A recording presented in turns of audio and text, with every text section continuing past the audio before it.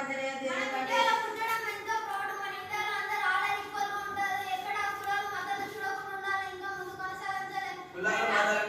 మన ఇండియాలో కులాల మతాలు అసలు ఉండకూడదు.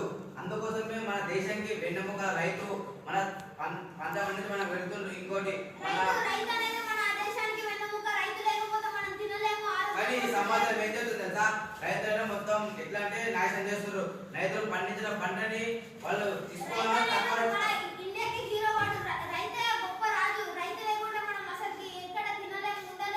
తినే తిండి కూడా రైతు సంపాదించినదే.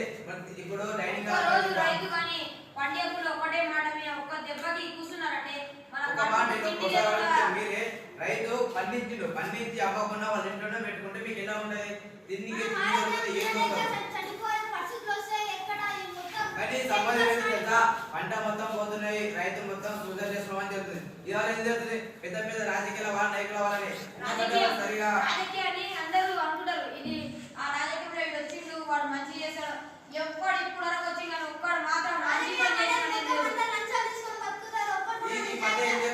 లంచాలంటే రాజకీయంలో ప్రతిదానికి రికమెండెడ్ ఏ చిన్న చదువుకైనా రికమెండ్ చేస్తారు, స్పోర్ట్స్ కైనా రికమెండ్.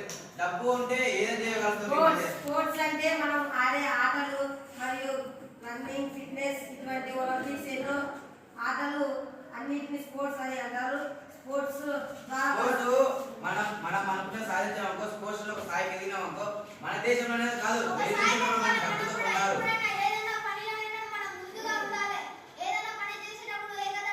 ముందు అంటే ఆ ముందు కాదు వాళ్ళ ముందు ఆ ముందు నిలవడం కాదు.